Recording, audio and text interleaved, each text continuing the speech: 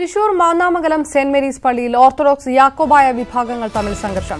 പള്ളിക്കവാടം orthodox വിഭാഗം ഉപരോധിക്കുകയാണ്. പ്രതിരോധവുമായ യാക്കോബായ വിഭാഗം പള്ളിക്കുള്ളിൽ നിലയുറപ്പിച്ചു. വിവരങ്ങളുമായി സുവി വിശ്വനാഥൻ ചേർന്നു. സുവി, എപ്പോഴാണ് പ്രതിഷേധവും സംഘർഷവും തുടങ്ങിയത്? വിശദാംശങ്ങൾ എന്താണ്?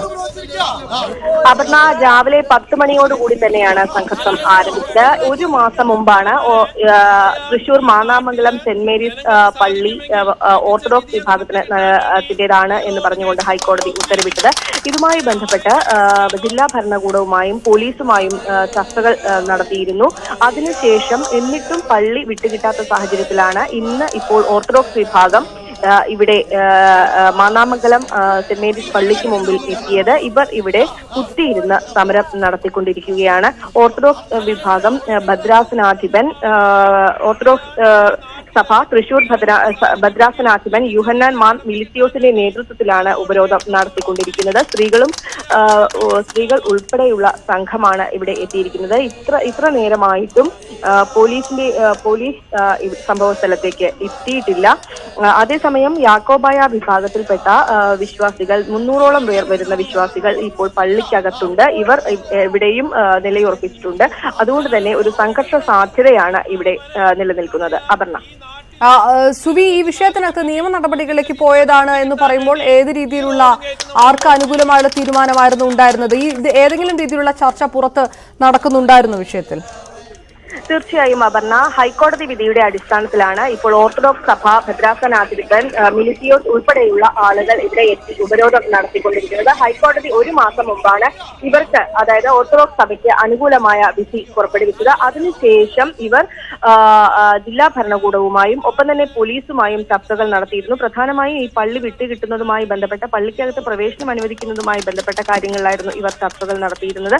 എന്നാൽ ഈ ചർച്ചയിൽ ഒന്നും രമ്യമായി പരിഹരിക്കുന്ന ഒരു സാഹചര്യം ഉണ്ടായില്ല. എന്നിട്ടും ഫലം കാണാത്ത ഒരു സാഹചര്യത്തിലാണ് ഇപ്പോൾ ഭദ്രാസനാധിപൻ ഉൾപ്പെടെയുള്ളവർ ഇവിടെ എത്തി ഉപരോധം നടത്തിക്കൊണ്ടിരിക്കുന്നത്, കുത്തിയിരുന്ന് ഉപരോധിച്ചുകൊണ്ടിരിക്കുന്നത്. കഴിഞ്ഞ ദിവസങ്ങളിൽ ഈ രീതിയിലുള്ള സംഘർഷത്തിലേക്ക് കാര്യങ്ങൾ പോയിരുന്നോ എപ്പോഴെങ്കിലും? സുവി, നേരത്തെ പറഞ്ഞതുപോലെ തന്നെ ഒരു പോലീസ് കൃത്യമായ രീതിയിൽ ഇടപെട്ടില്ലെങ്കിൽ അത് വലിയ സംഘർഷാവസ്ഥയിലേക്ക് പോകും. അങ്ങനെയാണോ വിശ്വാസികളുടെ എണ്ണവും വ്യക്തമാക്കുന്നത്? ഓർത്തഡോക്സ് കഴിഞ്ഞ ദിവസം എന്ന് പറയുമ്പോൾ ഏതാണ്ട് 6 വർഷങ്ങൾക്ക് മുമ്പാണ് ഇവിടെ ഇത്തരത്തിൽ ഒരു വലിയ തോതിലുള്ള ഒരു സംഘർഷം ഉണ്ടായത് എന്നാണ് നമുക്ക് അറിയാൻ സാധിക്കുന്നത്. കഴിഞ്ഞ ദിവസം അതിനുശേഷം ഇപ്പോൾ ഹൈക്കോടതി വിധി വന്നതിന് ശേഷം ആദ്യമായാണ് ഇപ്പോൾ ഓർത്തഡോക്സ് സഭാവിശ്വാസികളെല്ലാം ഇവിടെ എത്തിയിരിക്കുന്നത്. പക്ഷേ പള്ളിക്കകത്ത് ഏതാണ്ട് 300ഓളം ആളുകൾ, യാക്കോബായ സഭാവിശ്വാസികൾ ഉണ്ട്. ഇവർ പള്ളി കവാടം പൂട്ടി അകത്തിരിക്കുകയാണ്. ഒപ്പം തന്നെ ഈ പുറത്താണ് ഇപ്പോൾ ഓർത്തഡോക്സ് സഭയുടെ ഏതാണ്ട് 100ഓളം വരുന്ന വിശ്വാസികളാണ് ഇവിടെ കൂടിയിരിക്കുന്നത്. അതുകൊണ്ട് തന്നെ ഇവർ പറയുന്ന പ്രധാനപ്പെട്ട കാരണം, ഈ പള്ളി തങ്ങൾക്ക് വിട്ടുകിട്ടാതെ തങ്ങൾ ഇവിടുന്ന് പോവില്ല. അതുകൊണ്ട് തന്നെ ഇവിടെ കുത്തിയിരുന്ന് സമരം നടത്തുകയാണ്. ഇപ്പോൾ സമാധാനപരമാണ് കാര്യങ്ങൾ എങ്കിൽ കൂടിയും ഒരു സംഘർഷ സാധ്യതയാണ് നിലനിൽക്കുന്നത്. കാരണം പള്ളിക്കകത്തും യാക്കോബായ വിഭാഗത്തിന്റെ വലിയൊരു വിഭാഗം വിശ്വാസികൾ അകത്തുമുണ്ട്. അതുകൊണ്ട് തന്നെ ഒരു സംഘർഷ സാധ്യതയാണുള്ളത്.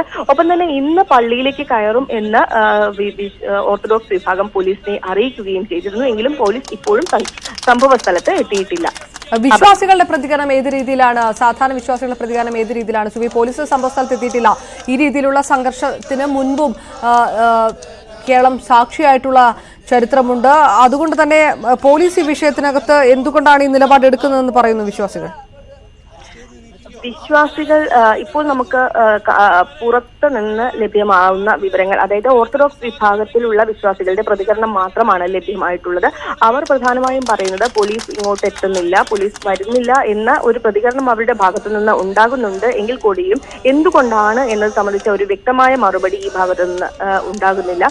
പക്ഷേ യാക്കോബായ വിഭാഗത്തിൽ നിന്നുള്ള ഒരു പ്രതികരണം നമുക്ക് ലഭ്യമായിട്ടില്ല. ഇവർ പള്ളിക്കകത്താണ്, പൂട്ടിയിട്ടിരിക്കുകയാണ് പള്ളി. അതുകൊണ്ട് തന്നെ മാധ്യമ പ്രവർത്തകർക്കുൾപ്പെടെ അങ്ങോട്ട് പോയി പ്രതികരണം തേടുക എന്നത് വലിയ ബുദ്ധിമുട്ട് തന്നെയാണ്. എങ്കിലും ഒരു സംഘർഷ സാധ്യത ഇപ്പോഴും നിലനിൽക്കുന്നുണ്ട്. അപർണ.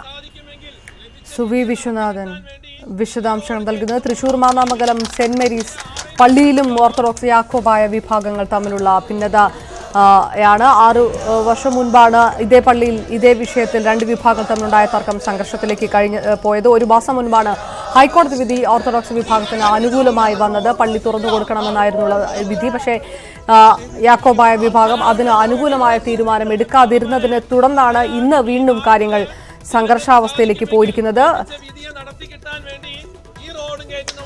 KPCC